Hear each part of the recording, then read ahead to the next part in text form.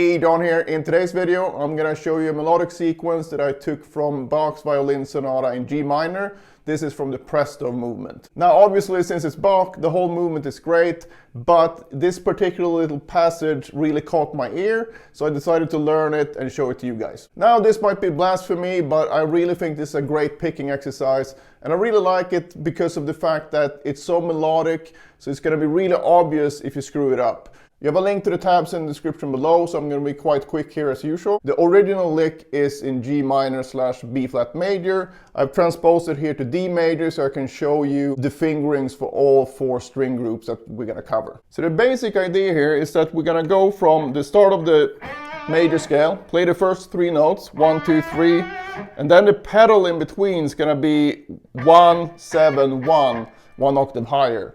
So you go 1, 2, 3, 1, 7, 1, and then you go up to the next note in the scale, 2, 3, 4, 1, 7, 1, and then you continue on like that. So you go 3, 4, 5, 1, 7, 1, and then finally 4, 5, 6, 1, 7, 1. You have the tabs, but I'm going to cover the fingerings that I use, and then if you want to use some other fingering, feel free to do that, but this is what I do.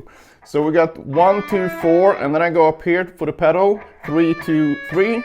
Then it's going to be 1, 3, 4, 2, 1, 2 for the pedal, 1, 2, 4, and then 4, 3, 4 for the pedal, 1, 2, 4 again, and then 2, 1, 2.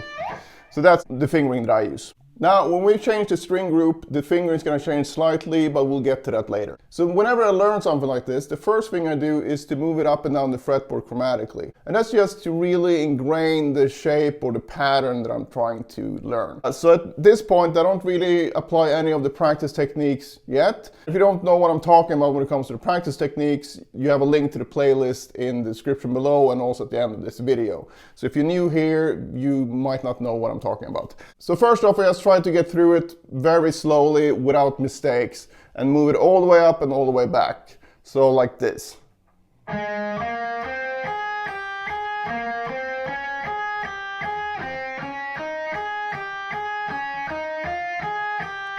at this point, I either do it again in that position or move it up right away to the next fret. And so on. And I go all the way up and then all the way back. If it's a specific picking exercise for me, if I treat it like that, then I would change the alternate picking pattern up here, which just means that if I start with a downstroke here, I will start with an upstroke when I go back.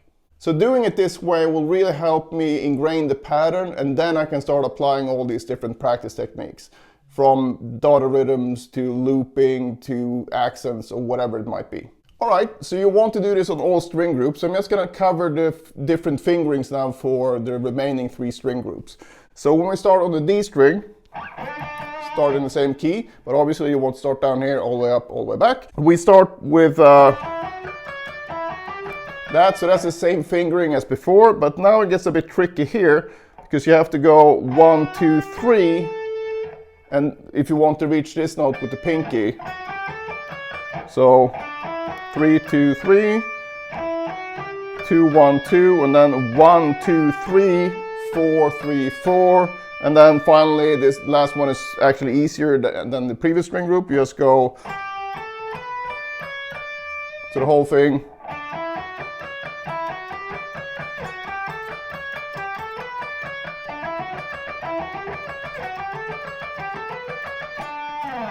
Alright, so the A string is going to go like this. We have 2, 1, 2, 2, 1, 2 again. So the difference here for me is that I'm going 2, 1, 2 for the first 2.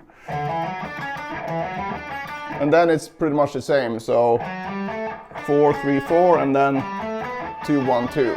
Last string group, starting on the E string, is going to be exactly the same thing that we did for the A string. It's just that we have thicker strings here. So.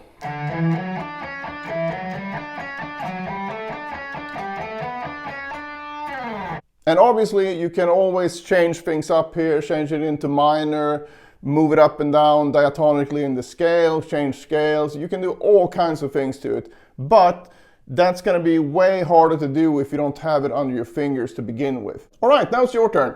I would like you to try the exact thing that I showed you here, meaning start slowly, go all the way up without mistakes, all the way back, and then do that on each string group, and then when you feel comfortable, start applying these different practice techniques.